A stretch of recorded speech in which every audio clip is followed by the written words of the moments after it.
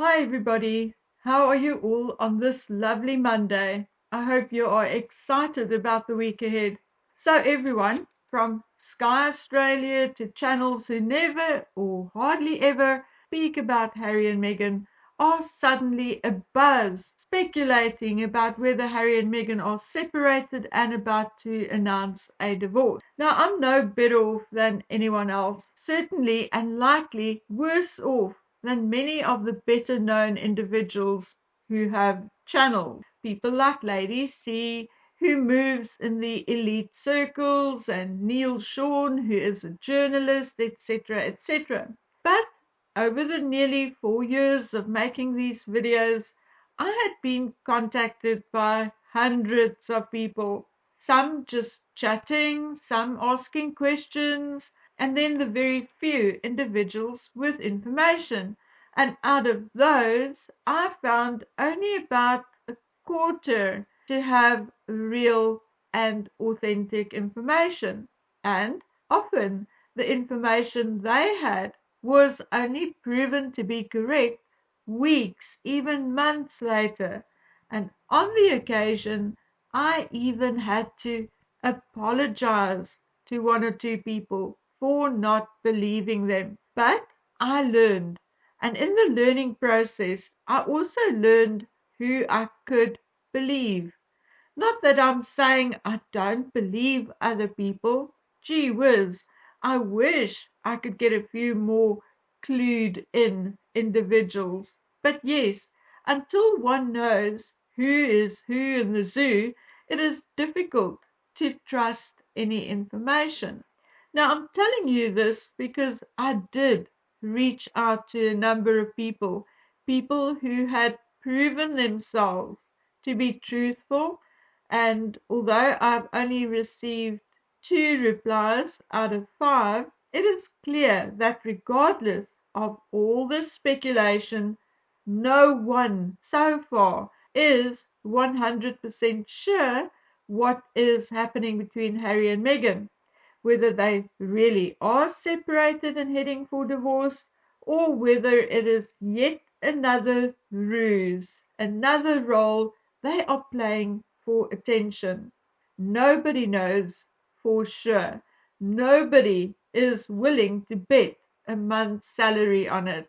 But a trusted source did confirm to me that Harry often works out at the One Hotel Resort gym. He also meets with buddies like Nacho Figueras there, had been spotted walking with his friend Nikki, etc.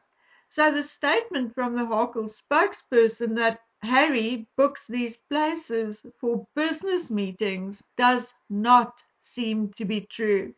My source actually asked a random employee, and although he has not had interaction with Harry and his crew himself, he said it basically just looked like a couple of guys chilling, laughing, talking, and going to the gym. So obviously it raises questions because Harry has a tennis court, a swimming pool, and a gym at home.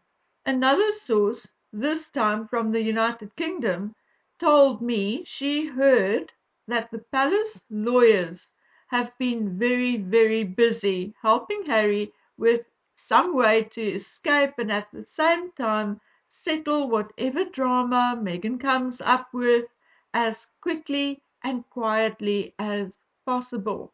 It is my source's opinion that that means they are talking big amounts of money. Remember, there was talk of an offer of $50 million before, actually a long time ago, a year or so. Well, my source just laughed when I mentioned that and said she thinks the final package deal will be much, much more than that.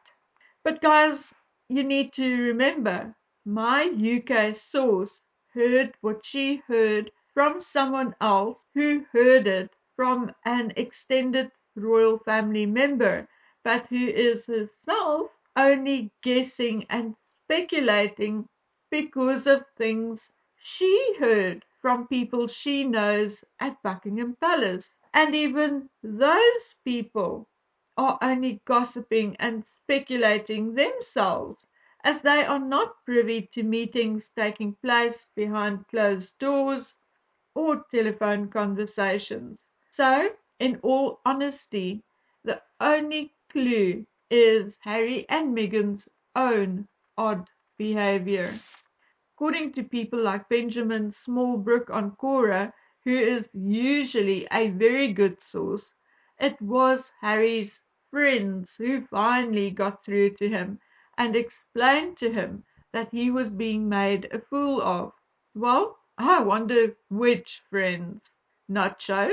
I heard a birdie whisper that Nacho and his wife is indeed very fond of Harry, but not so much of Meghan, and that last year's polo season put a little strain on the relationship. Now, who else is there? His buddy Nikki.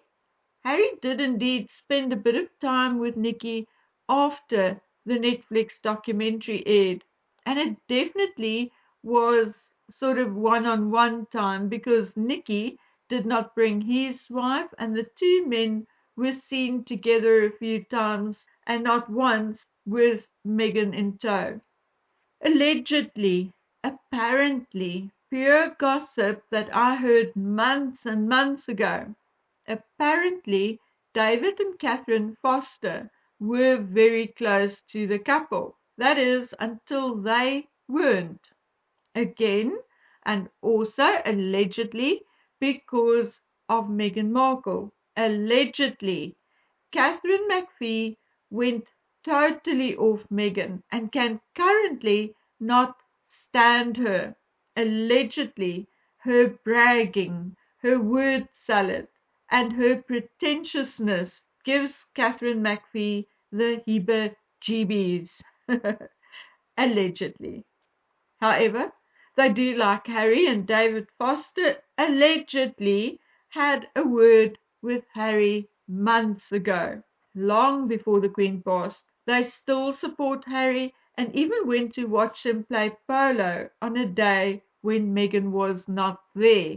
Now, as I said, this is gossip, so whether it is true or not, I don't know. What I really want to address in this video as well are careless statements made by people, among which a remark by Paul Burrell on GB News where he said that Harry will lose his children if he leaves Meghan because she will keep them in the United States. Now look, I don't know much about American law, so I had to use Google, phone a friend, ask the audience.